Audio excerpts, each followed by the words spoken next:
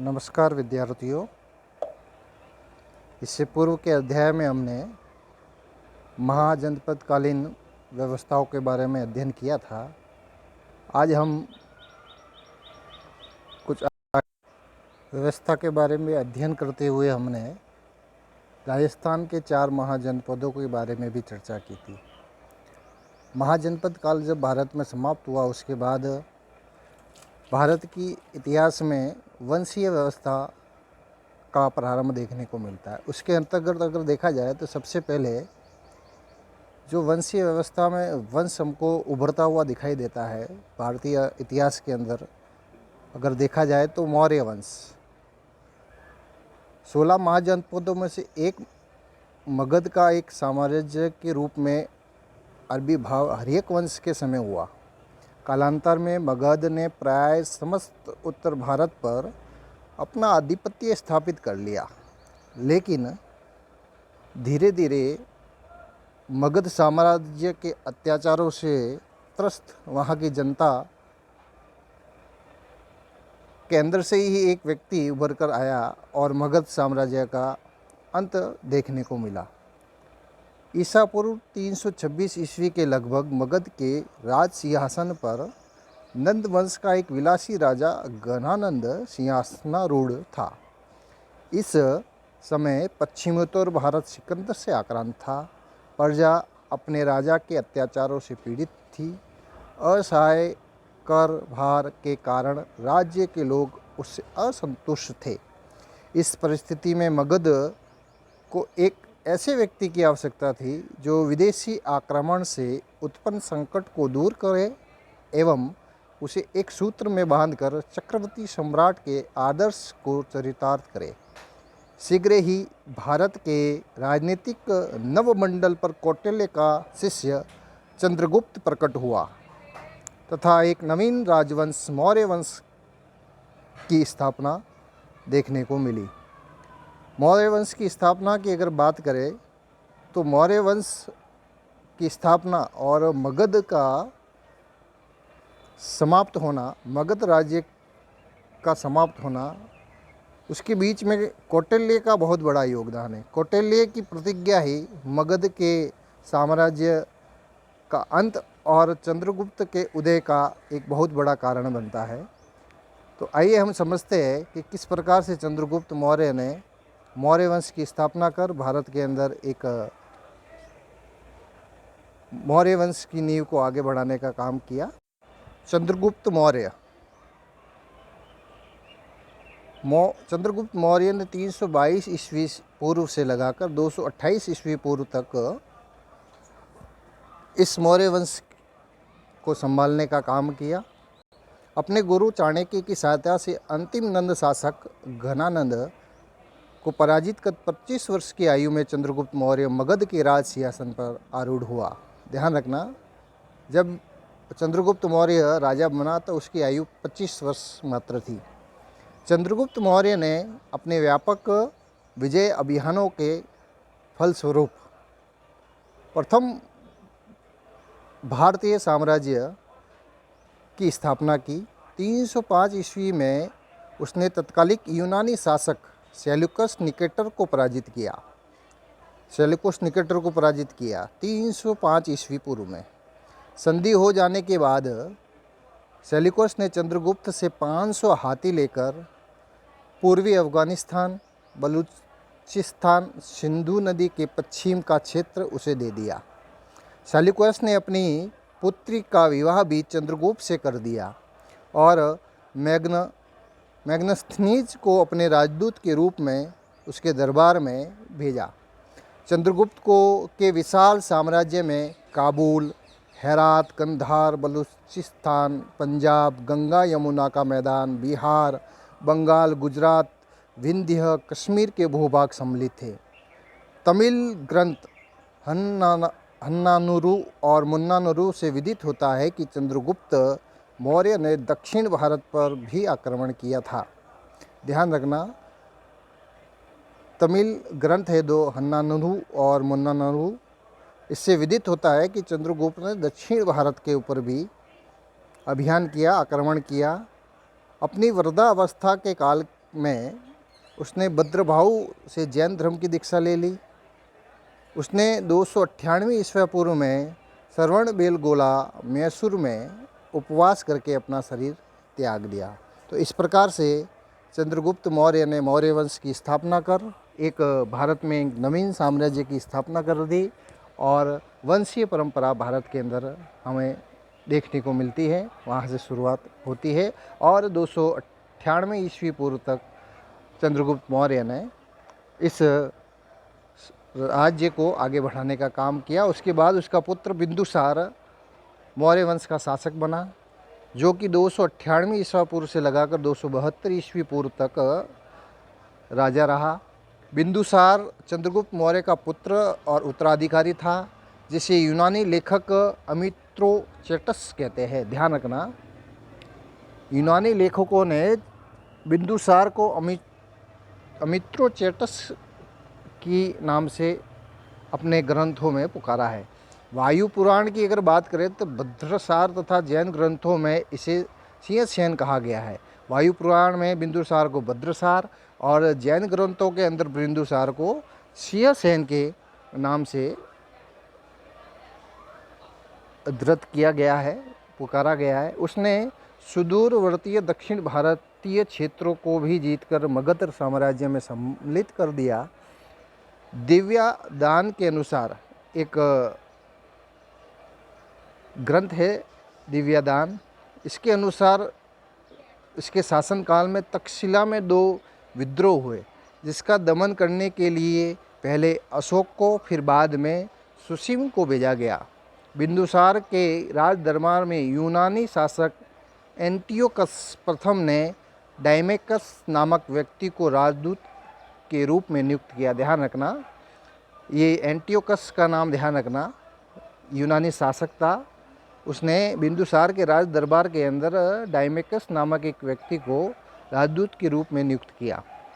Pliny के अनुसार मिस्र नरेश फिलाडेल्फस, ध्यान रखना, मिस्र के नरेश फिलाडेल्फस मेलिदित्य के नाम से भी जाने जाते हैं, ने डियानियस नामक मिस्री राजदूत बिंदुसार के दरबार में नियुक्त किया था। ये दोनों राजदूतों के नाम ध्यान रखना, बिंदुसार के दरबार में नियुक्त किए गए थे इन दोनों राजाओं के द्वारा।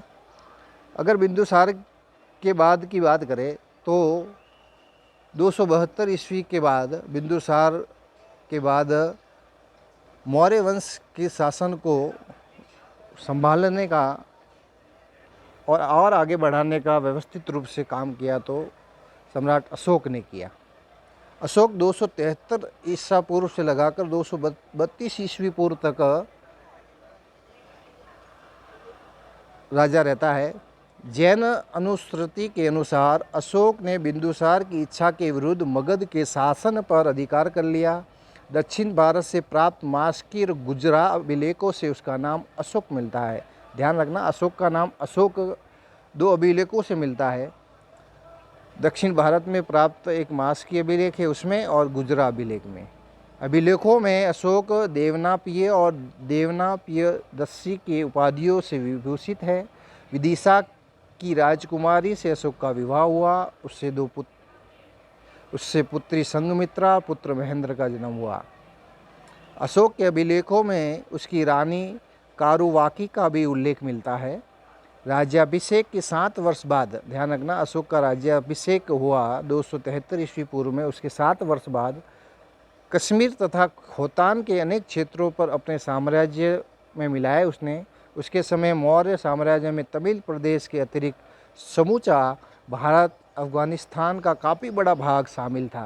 राज्याभिषेक के 8वें वर्ष में, ध्यान रखना, अशोक अपने राज्याभिषेक के 8वें वर्ष में लगभग 261 ईस्वी पूर्व के आसपास कलिंग पर आक्रमण किया, जिसमें 1 लाख लोग मारे गए। जब 8वें वर्ष, राज्याभिषेक के 8वें वर्ष में वह कलिंग पर आक्रमण करता है तो उसमें लगभग 1 लाख सैनिक मारे जाते हैं, लोग मारे जाते हैं। हाथी गुफा अभिलेख जो है, अशोक का जो अभिलेख है, हाथी गुफा अभिलेख, उससे ज्ञात होता है कि, उससे अनुमान लगाया जाता है कि उस समय कलिंग पर नंदराज शासन कर रहा था। इस व्यापक नरसंहार ने अशोक को विचलित कर दिया। फलतः उस शस्त्र त्याग की घोषणा कर दी। उसने उसके बाद कलिंग युद्ध के बाद शस्त्र त्याग की घोषणा कर दी। मगध साम्राज्य के अंतर्गत कलिंग की राजधानी धौली या तौसाली बनाई गई। श्रवण, निग्रोध तथा उपगुप्त के प्रभाव में आकर अशोक बौद्ध धर्म में दीक्षित हो गया। ध्यान रखना, श्रवण, निग्रोध और उपगुप्त के प्रभाव में आकर श्रवण ने बौद्ध धर्म अशोक ने बौद्ध धर्म को स्वीकार कर लिया, दीक्षित हो गए उसमें। उसने भेरी घोष के स्थान पर धम्म घोष अपना लिया। बौद्ध धर्म को स्वीकार करने से पूर्व राजतरंगिणी, जो कि कल्हण के अनुसार अशोक शिव का उपासक था, बाद में वह गुरु मोगलीपुत्र तिस्त के प्रभाव में आ गया। बराबर की पहाड़ियों में अशोक ने आजीविकों के निवास हेतु 4 गुहाओं का निर्माण कराया। ध्यान रखना, बराबर की पहाड़ियों के अंदर अशोक ने 4 गुहाओं का निर्माण करवाया आजीविकों के रहने के लिए। आजीवक बौद्ध धर्म को मानने वाले जो अनुयायी हुआ करते थे उनके रहने के लिए, जिसके नाम थे सुदामा, चापार, विश्व झोपड़ी और कर्ण। 4 गुहाओं का निर्माण कराया। उसने राज्याभिषेक के 10वें वर्ष में बोध गया तथा 20वें वर्ष में लुम्बिनी कपिलवस्तु की धम्म यात्रा की। रुमदेही अभिलेख से विदित होता है। ध्यान रखना, ये रुमदेही अभिलेख बहुत महत्वपूर्ण है अशोक का, और ये इसलिए भी महत्वपूर्ण है कि उसने भूमि कर की दर को घटा दिया। उसने 1/6 से घटाकर भूमि कर की दर को 1/8 कर दी। ये रुमदेही अभिलेख से ध्यान में आता है। अशोक के शिलालेखों में चोल, चेर, पांड्य और केरल के सीमावर्ती स्वतंत्र राज्य बताए गए हैं। राज्याभिषेक से संबंधित लघु शिलालेख में अशोक ने स्वयं को बुद्ध शाक्य कहा है। ध्यान रखना, अशोक ने अपने आप को क्या कहा है? बुद्ध शाक्य। अशोक राजा अशोक की बात करें, मौर्य वंश के राजा अशोक की बात करें तो उन्होंने धम्म की स्थापना की। धम्म के बारे में विस्तृत रूप से अगर ध्यान में आता है तो अशोक को की बहुत बड़ी उपलब्धि, राजा अशोक के राज्यकाल के अंदर जो धम्म की जो उपलब्धि है वो बहुत बड़ी उपलब्धि है कि अशोक ने मनुष्य की नैतिक उन्नति हेतु जिन आदर्शों को प्रतिपादित किया उसे धम्म कहा गया।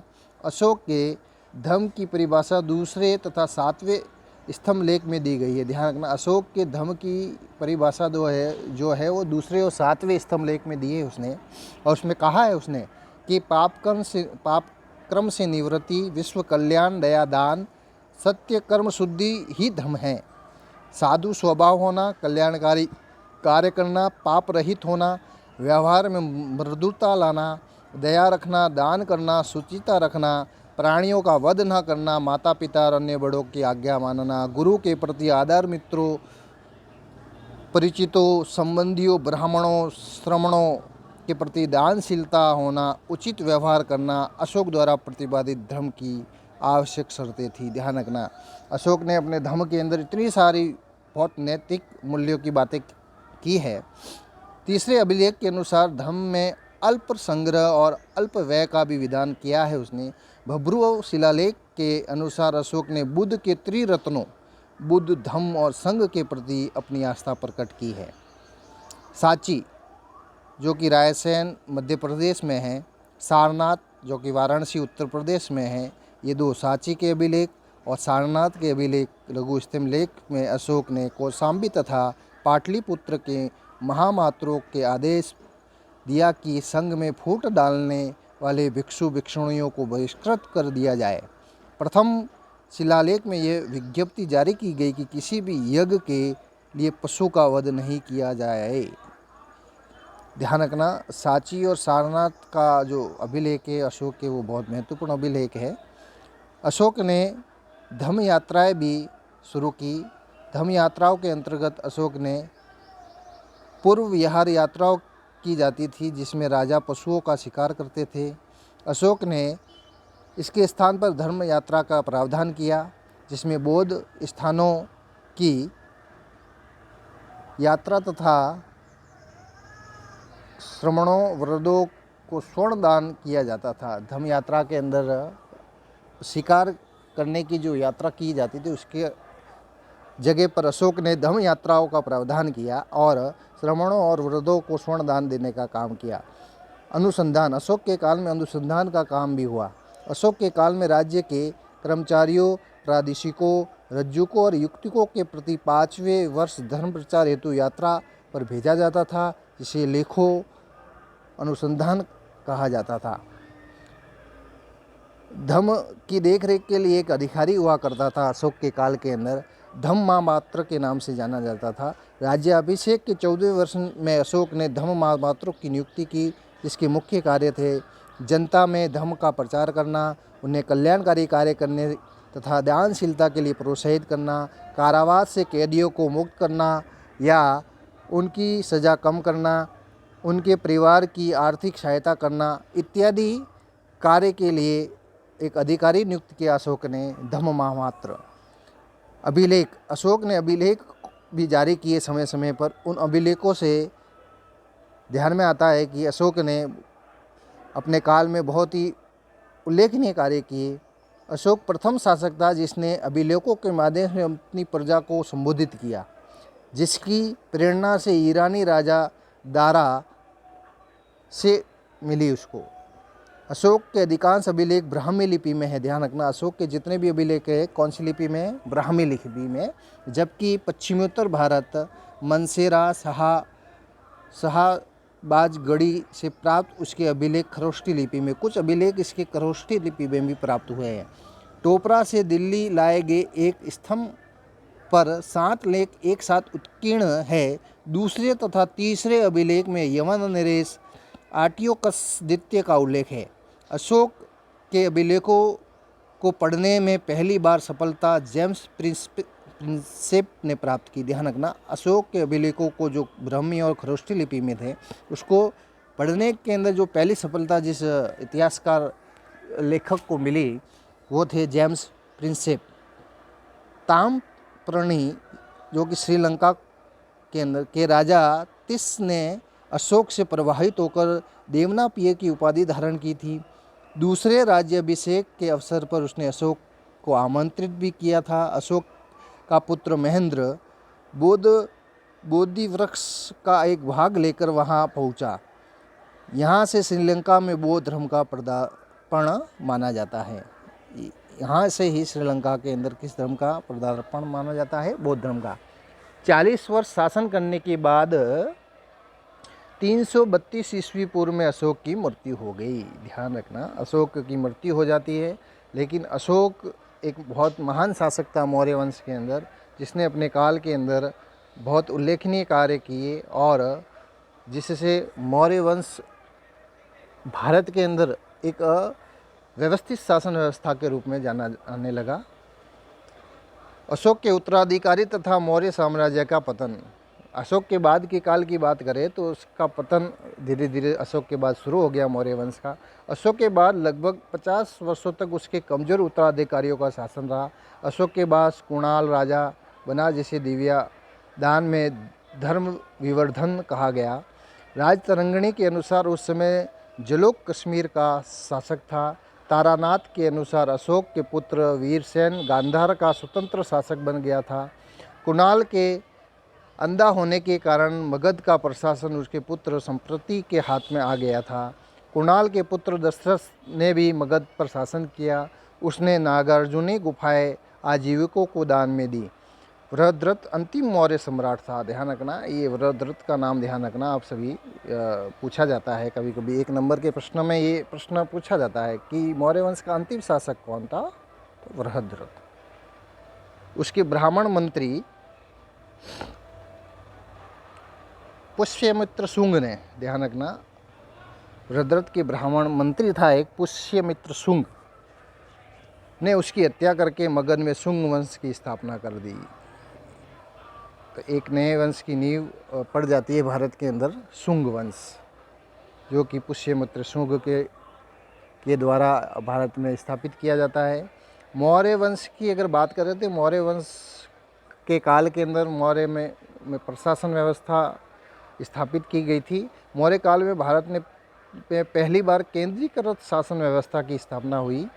सत्ता का केंद्रीकरण राजा में होते हुए भी वह एक निरंकुश नहीं होता था। कौटिल्य ने राज्य के 7 अंग निर्दिष्ट किए थे, ध्यान रखना। राजा, अमात्य, जनपद, दुर्ग, कोष, सेना और मित्र। राजा द्वारा मुख्यमंत्री व पुरोहितों की नियुक्ति उनके चरित्र की भली भांति जांच के बाद ही की जाती थी। इस क्रिया को उपदा परीक्षण कहा जाता था। ये लोग मंत्रिमंडल के अंतर्गत सदस्य थे।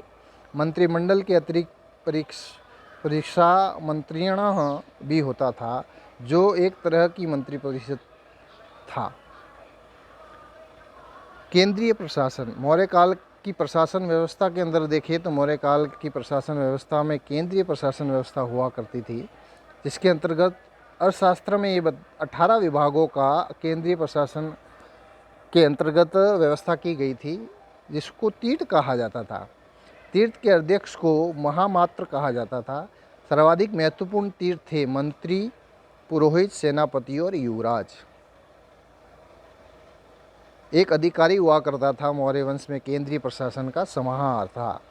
इसका कार्य था, ध्यान रखना, ये पूछा जाता है, समाहर्ता।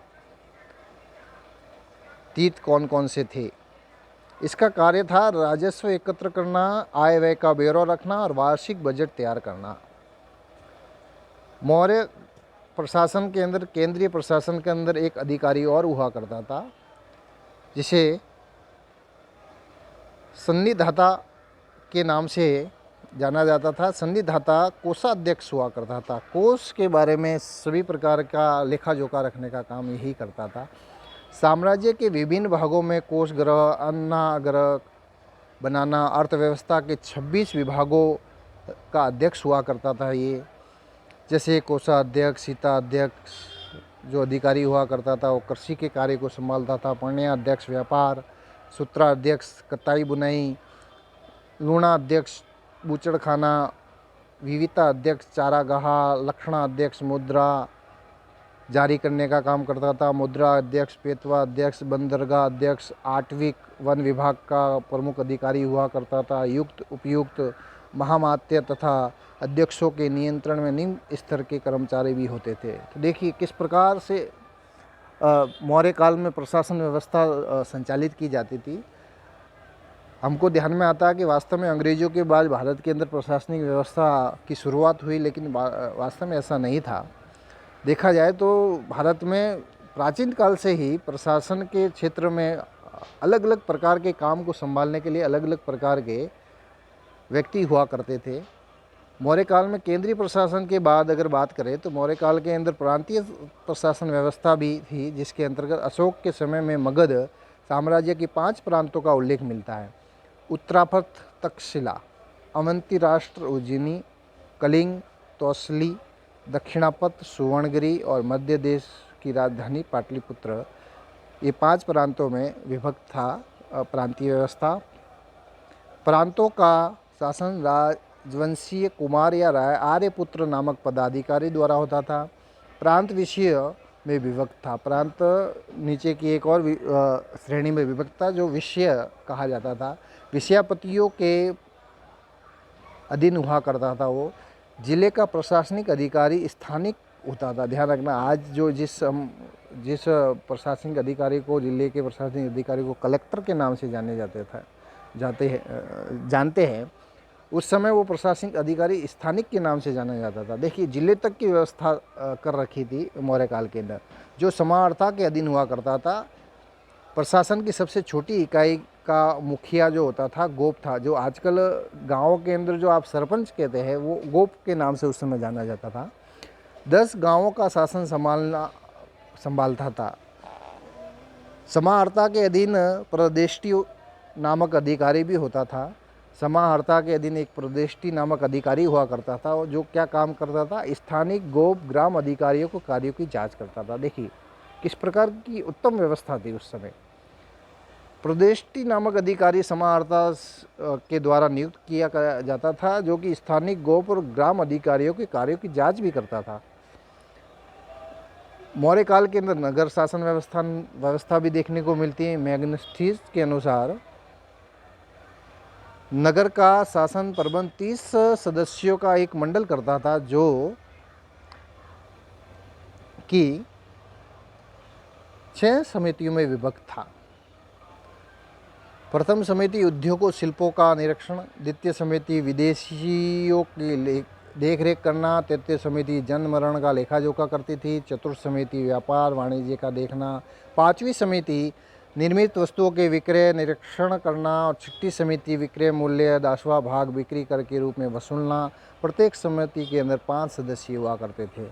मौर्य काल की सैन्य व्यवस्था की अगर बात करें तो बहुत सुव्यवस्थित सैन्य व्यवस्था भी थी और संगठित सैन्य व्यवस्था थी। सेना के संगठन हेतु पृथक सैन्य विभाग हुआ करता था जिसमें 6 समितियों में विभक्त था। ये प्रत्येक समिति में 5 सदस्य होते थे। ये समितियां सेना के 5 विभागों की देखरेख करती थी। ये 5 विभाग हुआ करते थे: पैदल, अश्व, हाथी, रथ तथा नौसेना।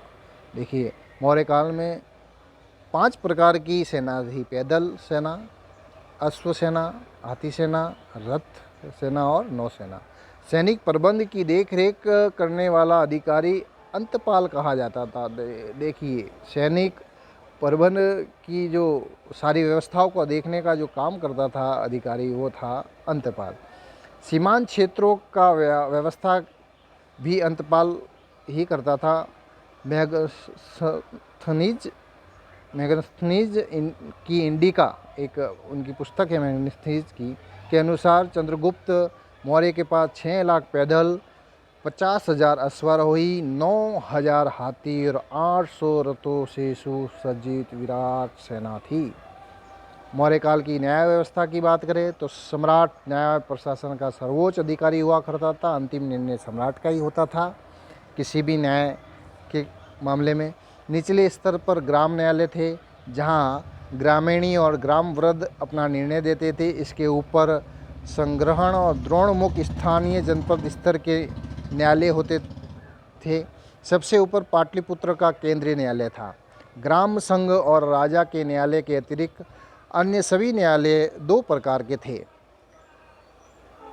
अन्य सभी जो न्यायालय थे वो 2 प्रकारों में विभक्त थे। पहला था धर्मस्थनीय न्यायालय, जिसके अंदर इस न्यायालय में निर्णय का कार्य धर्मशास्त्र में निपुण 3 धर्मस्थ या व्यवहारिक 3 अमात्य करते थे। ध्यान रखना, धर्म के संबंध में जो निपुण व्यक्ति हुआ करता था वो धर्मस्थनीय न्यायालय में निर्णय करने का काम करता था। धर्मस्थनीय स्थीय एक प्रकार का दीवानी अदालत होती थी। चोरी, डाके, लूट के मामले जिन्हें साहस कहा गया है भी धर्मस्थीय अदालतों में रखे जाते थे। कुवचन, मानहानि, मारपीट के मामले भी धर्मस्थनीय न्यायालय में ही लाए जाते थे, जिसे वाक पारोक्ष्य और दंड पारोक्ष्य भी कहा गया। कंटक शोधन नामक एक न्यायालय हुआ करता था। ये फौजदारी अदालत थी। 3 प्रदिष्टि तथा 3 अमात्य मिलकर राज्य तथा व्यक्ति के मध्य विवादों का निर्णय करते थे। इसमें 3 न्यायाधीश हुआ करते थे। 6 न्यायाधीश कुल हुआ करते थे, जिसमें 3 प्रदिष्टि और 3 अमात्य होते थे। नगर न्यायाधीश के व्यवहारिक महामात्र जनपद न्यायाधीश को रज्जु कहते थे। चाणक्य के अनुसार कानून के 4 मुख्य अंग हैं: धर्म, व्यवहार, चरित्र और शासन। मौर्यकालीन समाज की अगर बात करें तो कौटिल्य का अर्थशास्त्र, मैगस्थनीज कृत इंडिका तथा अशोक के अभिलेखों से मौर्य की सामाजिक व्यवस्था की जानकारी मिलती है। कौटिल्य ने वर्णाश्रम व्यवस्था की सामाजिक संगठन का आधार माना है। कौटिल्य ने 4 वर्णों की व्यवस्था निर्धारित की है। ये 4 वर्ण